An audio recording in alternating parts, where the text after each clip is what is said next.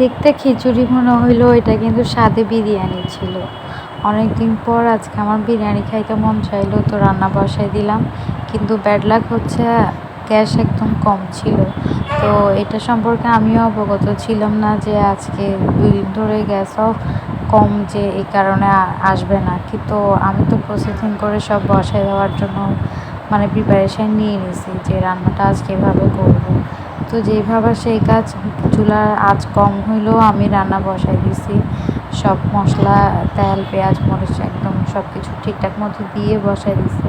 আর মনে মনে শুধু আল্লাহ আল্লাহ করতেছি যে আল্লাহ যাতে মানে আমার রান্নাটা ঠিকঠাক মতো হয়। আমার হাজব্যান্ড আবার অবশ্য ফোন দিয়ে বলে দিয়েছে যে আজকে যেহেতু এভাবে আঁচটা কম, তাহলে এভাবে করিও না, রাতে আসলে মানে গ্যাসটা ঠিকঠাক মতো চুলার আঁচ বাড়লে তখন রান্নাটা বসায় দেওয়ার জন্য। বাট আমি তো আমার মতো, আমার যেহেতু খাইতে ইচ্ছা হয়েছে, আমি লাঞ্চে এটা দিয়ে লাঞ্চ করব।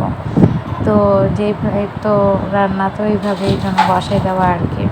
তা এখন এভাবে বসাই দিচ্ছে আর মনে মনে শুধু আলাদা করতেছি যাতে রান্নাটা হয়ে যায়। তো প্রথমে মুরগিটা আমি ভালোভাবে কষাই নিছি, সাথে একটু আলু দিয়েছি বড় বড় করে কেটে।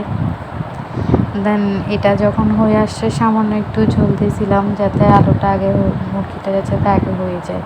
পরে এটা হওয়ার পরে দেন হচ্ছে আমি আমার চালটা দিয়ে দিব। এটা আগে থেকে আমি ওয়াশ করে রেখে দিয়েছি যাতে তাড়াতাড়ি একটু হয়ে যায়। আমি সেই জন্য শুধু আল্লাহর কাছে প্রে করতেছি। শেষ পর্যন্ত রান্নাটা তো হইলো, কিন্তু আমার মনের মতো আর পারফেক্টভাবে ওইভাবে বিরিয়ানিটা করতে পারলাম না। এটা একদম প্রায় খিচুড়ি খিচুড়ির মতো হয়ে গেছে। মানে চালগুলো আর ঝরঝরে টাইপের হয় নাই, একদম ভুনা খিচুড়ি টাইপের করে ফেলছে। তো যাই হোক, খেতে যেহেতু ইচ্ছা হয়েছে, এখন এটা খিচুড়ি হোক বা বিরিয়ানি যেটাই হোক না কেন খেয়ে ফেলছে।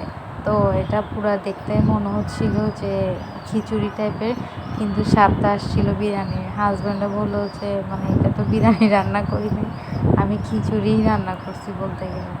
আচ্ছা ঠিক আছে, খাই নাও, সমস্যা নাই, এরপর আরেকদিন মানে ঠিকঠাক মতো করে করবো আর কি। তো আমার মানে এখান থেকে শিক্ষা হচ্ছে, আমার এরপর থেকে নেক্সটে যখন আমি এই ধরনের কোনো প্রবলেম ফেস করব দেখলে আগে থেকেই মানে রান্নাটা না বসানো উচিত, তাহলে পারফেক্টভাবে মনের মতো করে আর রান্নাটা হবে না। আর রান্নাতে আমি একটু মটরশুঁটিও দিছিলাম, এটা সারা বছরের জন্য আমি স্টোর করে রাখছিলাম যাতে এ ধরনের পোলাও, খিচুড়ি, বিরিয়ানি করার সময় আমি একটু দিতে পারি। এটা আমার দিলে একসাথে মটরশুঁটিটা আমার কাছেও ভালো লাগে। তো তোমরা কারা কারা এভাবে মটরশুঁটি স্টোর করে রাখছো সারা বছরের জন্য আমাকে কমেন্ট সেকশানে কিন্তু জানাইতে ভুলবা না। যদি ভিডিওটা দেখে থাকো, ভালো লাগলে অবশ্যই একটা লাইক, কমেন্ট, শেয়ার করতে